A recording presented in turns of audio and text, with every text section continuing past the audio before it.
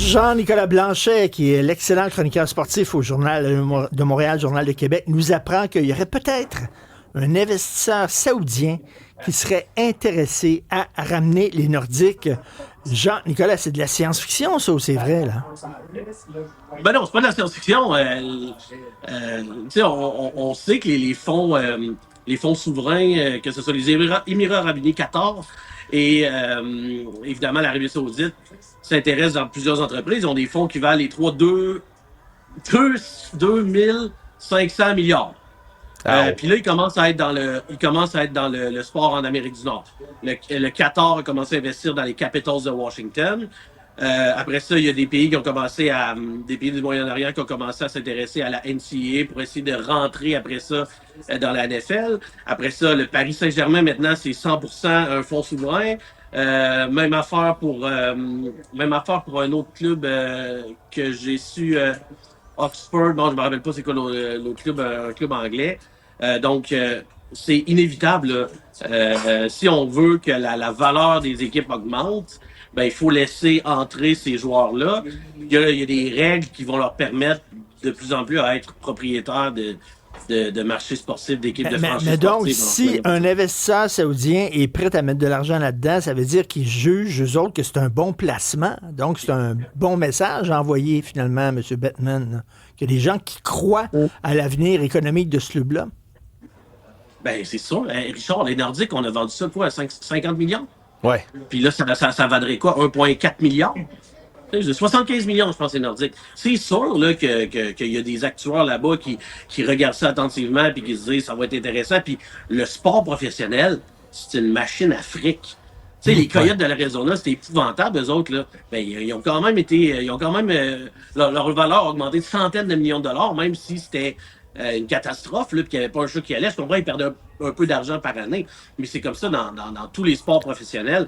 C'est une excellente façon d'investir. C'est beaucoup d'argent. Puis pour eux, sérieusement, à 2 milliards, là, quand t'en vaut 1000, ben, c'est comme acheter une brosse à dents, puis tu t'en sors, puis la valeur, elle augmente après. C'est fantastique. Là, Mais il y a beaucoup, Jean-Nicolas, de gens qui disent « Ah, mais vous savez, la NHL est froide à cette idée-là parce qu'au Québec, ça vaudrait pas autant de droits télé puis tout. » Est-ce que cette question-là pourrait être contournée par des investisseurs du Moyen-Orient qui mettent assez d'argent sur la table?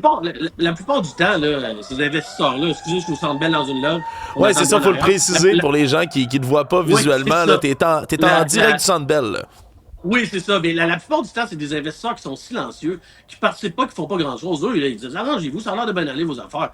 Nous, on investit, puis on fait fructifier nos affaires, puis tant mieux, puis c'est comme ça que ça fonctionne. Là, quand les autres, ils participent, je sais pas, chez Amazon, là, mais ils s'impliquent pas avec Amazon, là, ils s'en foutent complètement. Là. Par contre, ils doivent voir les actions puis les investissements monter, ben là, ça c'est parfait.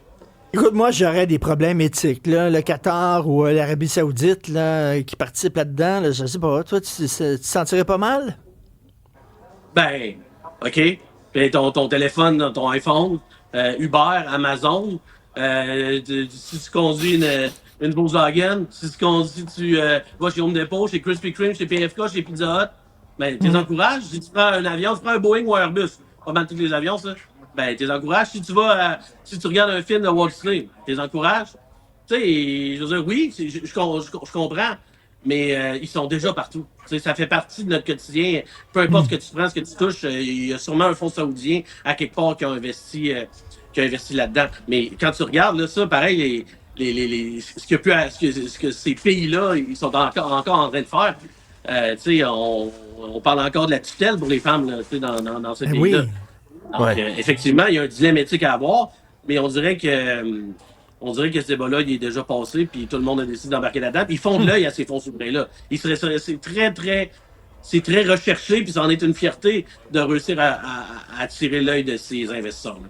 Et là, Jean-Nic, je comprends que sur la scène politique québécoise, ça fait une éternité de tout ça, mais théoriquement, on a un ministre des Nordiques qui est M. Girard. Hein? Il avait été nommé ministre des Nordiques par François Legault. Oui. Je sais que ça a l'air de faire longtemps, mais ça fait pas si longtemps que ça. Est-ce que ça veut dire que M. Girard, au lieu d'aller rencontrer Gary Bettman encore et toujours, il devrait aller faire un petit tour au Moyen-Orient pour essayer de ramasser de l'argent? Ben, je pense pas que les policiers directement vont oser faire ça, mais c'est clair que à Québec, il y a tout ce qu'il faut, là. Tu sais, il y a les fans, les loges tout vendues. Tu sais, moi, je suis convaincu de ça, ça serait pas un problème. Ce qui manque, c'est un propriétaire qui a des poches très, très, très profondes. Donc, moi, je pense que dans 20 ans, là, ça sera bien plus.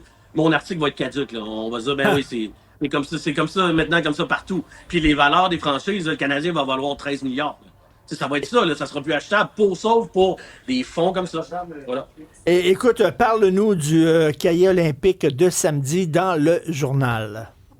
Ça, là, ça fait des semaines qu'on travaille là-dessus. C'est tellement fantastique, puis c'est toujours très populaire. Demain, cahier de 36 pages pour bien vous planter. Ça commence la semaine prochaine, les Olympiques. Là. Des fois, il y en a qui pensent que ça a l'air loin, mais non, c'est la semaine prochaine, ça commence. Moi, je vais y aller. On est 3 du journal à y aller. Puis il y a tellement d'athlètes incroyablement attachants. Là. Puis lisez les portraits. Là. Il y a un gars en patin de vitesse, Richard, il peut gagner 5 médailles. William Dandini. Ce gars-là, c'est un fou, c'est un passionné, il est trop fort aux échecs. Il passe son temps au diodome parce qu'il aime la nature. C'est un gars qui tripe sa lecture. Mais c'est un phénomène. Là. Cette année, je pense qu'il a gagné. Sur 10 courses, il a gagné 8 fois. Là. Il peut battre le record pour un Québécois de médaille aux Olympiques. Puis c'est vraiment un petit gars incroyable. Après ça, t'as Kim Boutin, qui maintenant dans la vie, elle aide les jeunes mères en difficulté. Wow. Puis elle a décidé de continuer sa carrière aussi. Kim Boutin, vous l'avez déjà vu, ou on sait comment c'est une fille incroyable aussi, là, puis elle est très attachante aussi. Puis on a tous rencontré ces gens-là pour raconter leur histoire. Puis quand tu connais leur histoire, là, mais quand ils vont compétitionner à Paris, là, tu vas avoir les mêmes mois, tu vas capoter, Ben tu vas avoir oui. le goût de participer avec elle. Puis c'est ça que le cahier permet de faire. On a aussi le calendrier. Là, tu sais, des fois, c'est dur en plein milieu de la nuit. Okay, Kingsbury, c'est ça, derniers Olympiques, à quelle heure qu'il va. Mais on a un calendrier que tu détaches, OK? Tu mets sur ton frigo. Puis là, à tous les jours, tu sais quel Québécois, à quelle heure. Puis, Wow. fait que ça, c'est fantastique. 36 pages de ça, c'est d'une beauté. Alors, je vous conseille demain d'aller chercher ça dans les kiosques. Ça va sortir comme des petits pains chauds. Bravo, on va mettre une histoire pour chaque athlète, c'est le fun, c'est une très bonne initiative. Merci beaucoup, Jean-Nicolas 52 Blanchet. athlètes québécois, vous pouvez toutes les découvrir. 52. Hey, bonne game Merci. ce soir aussi, Jean-Nic. Go, let's go. Salut. OK, attention à vous autres, merci. Bye-bye.